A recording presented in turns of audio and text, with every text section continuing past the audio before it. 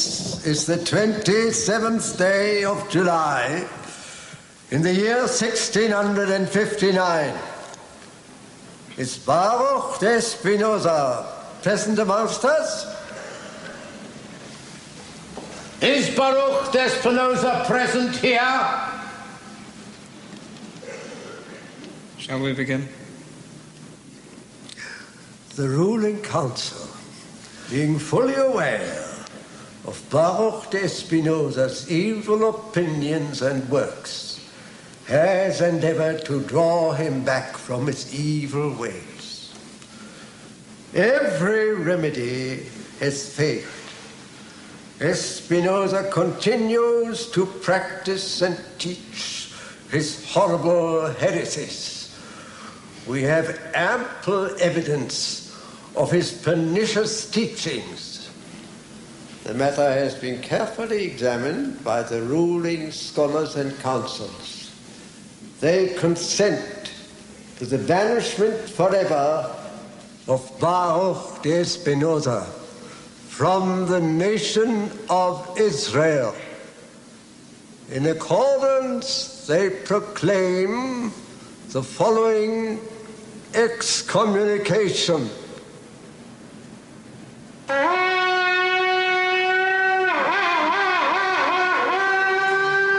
בזעירות המלאכים ודברי הצדיקים אנחנו אוסרים, כורתים, ארורים ונודים ברוך בן מיכאל דה ספינוזה עם כל הכללות הכתובות בתורה הקדושה וחרי אף וחשך השם שורף עליו ואתם הדבקים בהשם אלוקיכם חיים כולכם היום. We warn that none may contact him orally, nor in writing, nor do him any favor, nor sleep under his roof, nor read any paper he made or wrote.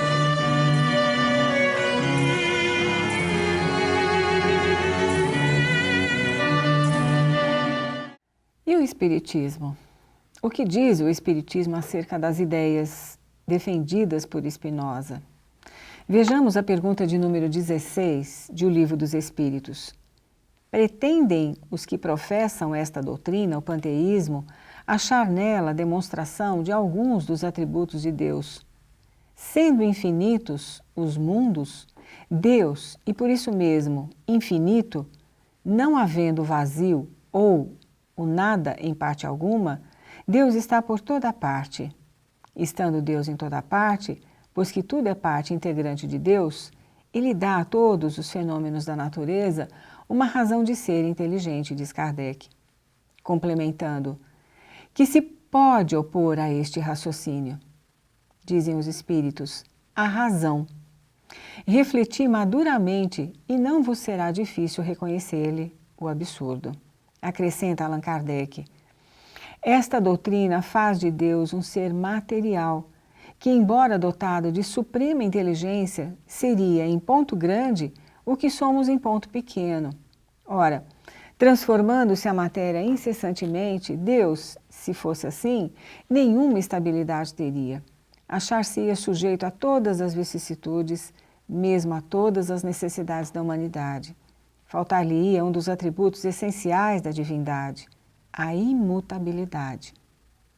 Não se podem aliar as propriedades da matéria à ideia de Deus, sem que ele fique rebaixado ante as nossas ou a nossa compreensão, e não haverá sutilezas de sofismas que cheguem a resolver o problema da sua natureza íntima. Não sabemos tudo o que ele é, mas sabemos o que ele não pode deixar de ser. E o sistema de que tratamos está em contradição com as suas mais essenciais propriedades. Ele confunde o Criador com a criatura, exatamente como faria quem pretendesse que a engenhosa máquina fosse parte integrante do mecânico que o imaginou. A inteligência de Deus se revela em suas obras, como a de um pintor no seu quadro. Mas as obras de Deus não são o próprio Deus, como o quadro não é o pintor que o concebeu e executou.